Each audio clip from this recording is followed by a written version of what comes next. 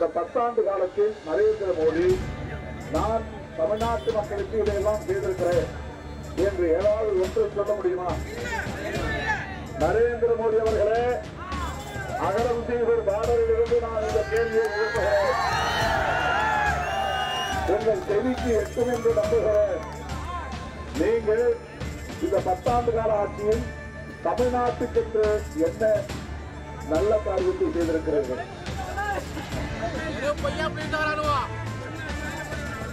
ஒன்றும் கிடையாது. நீங்கள் மிகவும் எச்சரிக்கையாக இருக்க வேண்டும்.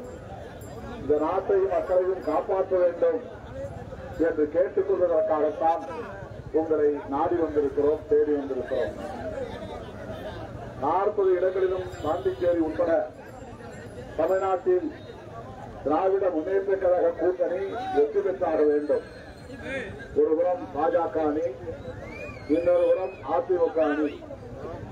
அவர்கள் இருவருமே ஒரே அணியில் இருந்தவர்கள் தான் 2019 2021 நாடாளுமன்ற தேர்தல், சட்டமன்ற தேர்தல் ஆகியவற்றில் ஒரே அணியில் இருந்தவர்கள் தான். ஆனால் இந்த தேர்தலில் ஏன் தனியே நிற்கிறார்கள்? இதுவே ஒரு சூழல் இருக்கிறது, சூழ்ச்சி இருக்கிறது, ஒரு மறைமுகமான செயல் திட்டம் இருக்கிறது. இதை நாட்டு மக்கள் புரிந்து கொள்ள வேண்டும். பாஜகவுக்கு எதிரான வாக்குகள் அனைத்தும் திமுக கூட்டணிக்கு விடுகிறது. இதை பொறுத்துக் கொள்ள முடியாத மோடி பாஜக எதிர்ப்பு வாக்குகளை திமுக கூட்டணிக்கு போய் சேரவிடாமல் தடுக்க வேண்டும்.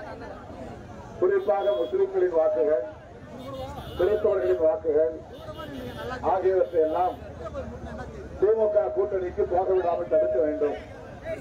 இரட்டை இலைக்கே வாக்களித்துக் கொண்ட தலித்துகளும் இப்போது உதயசூரியனுக்கு வாக்களிக்க தொடங்கிவிட்டார்கள். இதை தடுக்க வேண்டும். அதற்காக எடப்பாடி பழனிசாமி அவர்களும் நரேந்திர மோடி அவர்களும் அந்தரங்கமான ஒப்பந்தம் போட்டுக்கொண்டு சண்டை போடுவது போல் நாடகமாடி தனித்தனியே பிரிந்து நிற்கிறார்கள் என்பதுதான் 100 விழுக்காடு உண்மை. இதை நீங்கள் நெஞ்சிலே இருத்தி கொள்ள வேண்டும். எடப்பாடி பழனிசாமி அவர்கள் பேசுவதை பார்த்தால் தெரியும். அவர் எந்த இடத்திலும் திமுகவை தவிர வேறு யாரையும் அவர் விமர்சித்ததில்லை. குறிப்பாக பாஜகவை அவர் விமர்சிக்க மாட்டார், கண்டித்து பேச மாட்டார். நரேந்திர மோடியை விமர்சிக்க மாட்டார், கண்டித்து பேச மாட்டார், எதிர்த்து பேச மாட்டார். ஏன்? இன்னும் 10 நாட்கள் இருக்கின்றன. நான் எதிர்க்கட்சி தலைவர் எடப்பாடி பழனிசாமி அவர்களுக்கு வேண்டுகோள் விடுக்கிறேன். நீங்கள் இந்த 10 நாட்களில் ஏதேனும் ஒரு நாளாவது பாஜக அரசை விமர்சித்து உங்களால் பேச முடியுமா? நரேந்திர மோடியை கண்டித்து பேச முடியுமா? உங்கள் கொள்கை வெகு மக்களுக்கு எதிரானது என்று சொல்ல முடியுமா? சிறுபான்மை மக்களுக்கு எதிரான வெறுப்பு அரசியல் தான் உங்கள் அரசியல் என்று மோடியை எதிர்த்து உங்களால் பேச முடியுமா என்று நான் கேட்க கடமைப்பட்டிருக்கிறேன். பேச மாட்டார், பேசவே மாட்டார். ஏனென்றால் அவருக்கும் பிஜேபிக்கும் உண்மையிலேயே அரசியல் கொள்கை அடிப்படையிலான சட்டை இல்லை. அவர்கள் நாடகமாடுகிறார்கள். திமுகவுக்கு எல்லா தலித்துகளும் ஓட்டு போட்டுவிடக் கூடாது, திமுகவுக்கு முழுசாக முஸ்லிம்கள் ஓட்டு போட்டுவிடக் கூடாது, திமுக கூட்டணி கட்சிகளுக்கு கிறிஸ்தவர்கள் அனைவரும் முழுவதுமாக ஓட்டு போட்டுவிடக் கூடாது. இவற்றையெல்லாம் தடுப்பதற்கு, தனியே பிரிப்பதற்கு ஒரு வாய்ப்பை ஏற்படுத்தி தரக்கூடிய வகையில் தான் அதிமுக தேமுதிக சேர்ந்து ஒரு கூட்டணி அமைத்திருக்கிறார்கள். பாஜக பாமக சேர்ந்து ஒரு அணியை அமைத்திருக்கிறார்கள். இவர்களின் நோக்கம் நாட்டு மக்களின் நலன் இல்லை, தமிழ்நாட்டு மக்களின் நலனும் இல்லை, இந்திய நாட்டு மக்களின் நலனும் இல்லை. நான் ஒன்றை சொல்ல விரும்புகிறேன். இந்த 10 ஆண்டு காலத்தில் நரேந்திர மோடி நான் தமிழ்நாட்டு மக்களுக்கு இதையெல்லாம் செய்திருக்கிறேன் என்று ஏதாவது ஒன்றை சொல்ல முடியுமா? நரேந்திர மோடி அவர்களே, அகரம் சீசர் பார்டரில் இருந்து நான் இந்த கேள்வியை எழுப்புகிறேன். உங்கள் செவிக்கு எட்டும் என்று நம்புகிறேன். நீங்கள் இந்த 10 ஆண்டு கால ஆட்சியில் தமிழ்நாட்டுக்கென்று என்ன நல்ல காரியத்தை செய்திருக்கிறீர்கள்?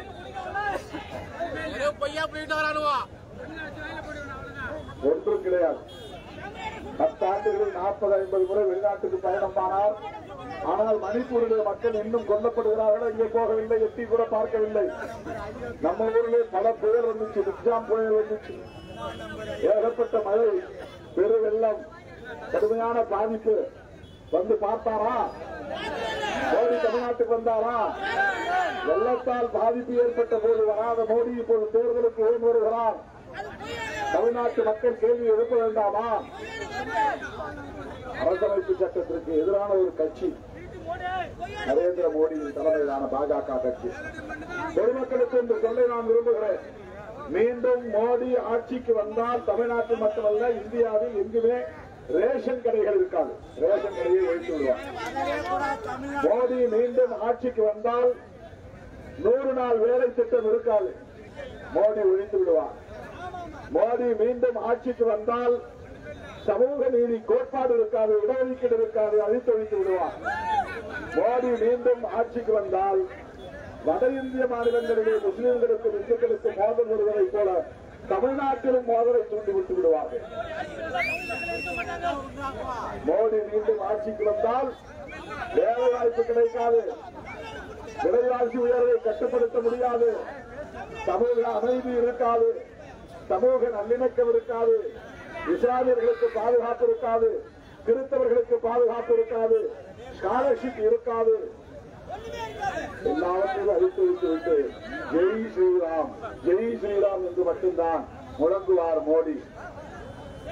அன்பார்ந்த தோழர்களே, இந்த நாட்டையும் மக்களையும் காப்பாற்ற வேண்டும் என்கிற பெருவேட்கையோடு தமிழக முதல்வர் திராவிட முன்னேற்ற கழக தலைவர் அண்ணன் தளபதி ஸ்டாலின் அவர்கள் ராகுல் காந்தியின் கரத்தை இறுக பற்றிக் கொண்டு இந்தியா முழுவதும் பயணம் செய்து வருகிறார். அவருடைய முயற்சியால் தான் இன்றைக்கு இந்தியா என்கிற ஒரு கூட்டணி உருவாகி இருக்கிறது. அதில் 28 கட்சிகள் உறுப்பு இயக்கங்களாக இருக்கிறோம். அதில் விடுதலை சிறுத்தைகள் கட்சியும் இருக்கிறது.